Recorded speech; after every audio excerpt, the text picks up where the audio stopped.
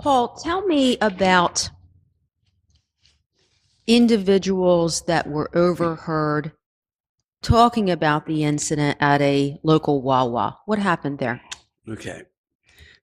I remember the day with crystal clarity that one of my legal assistants said to me, there's a gentleman that has some information about what possibly happened to Tiffany Valiante. And he is the manager of a convenience store. And at that point, I said to the legal assistant, I don't want to talk to him. I'll have one of our licensed private investigators speak to him. And I asked Chuck Atkinson, who's retired from the intelligence unit of the New Jersey State Police, to meet with the gentleman and interview him and prepare a report. Chuck did that. And in that report, he states that he overheard 3 individuals saying that Tiffany Valiante was taken by gunpoint and certain events took place. I'm just going to interrupt you for a minute. How long after the incident, approximately, did this individual come forward? Because it wasn't right away. It was a period of time had gone by. It was several months. Okay. Several months. I want to say 10 or 11 months off the top of my head. Now, so when I get the report, and I told Chuck, I don't want you to do an extensive interview. Just get the bullet points of it. And if there's something there, then let's have the Atlantic County Prosecutor's Office. And I elected to send that statement to the Atlantic County Prosecutor's Office, at which time a detective interviewed this individual. We have that interview on video.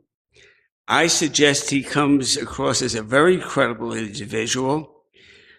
To a limited extent, I vetted him by calling people that I know that knew him and said he's a very honorable, straightforward person.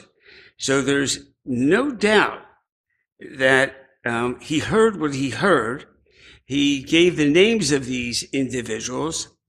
And this was overheard in the store? Yes. Is this the WAWA that's close to the tracks at Tilton Road, or is it a different one? It's the one in Mays Landing. I guess on Route 50, I'm pretty sure that's it. Yeah. Okay.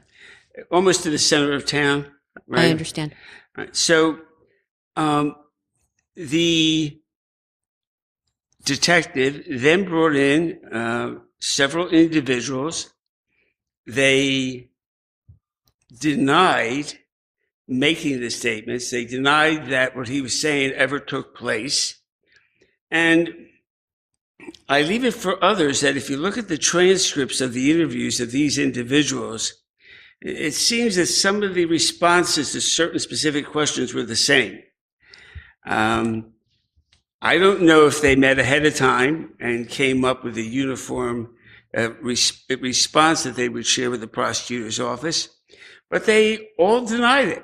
And the prosecutor's office advised me that there simply wasn't enough to take this matter to a grand jury. Were any of those individuals at the party or connected to anyone at the party? 2 of them. And was there ever any follow-up investigation done, to your knowledge, on those individuals after their interviews? None that I know of. Now, understand something, that, the prosecutor's office told me what the prosecutor's office wanted to tell me. Sure. And to this day, I don't know if I have a complete copy of the file of the New Jersey Transit Police Department. The same for the Atlantic County Prosecutor's Office. And they have no obligation to provide it to you. Precisely. Right. Precisely.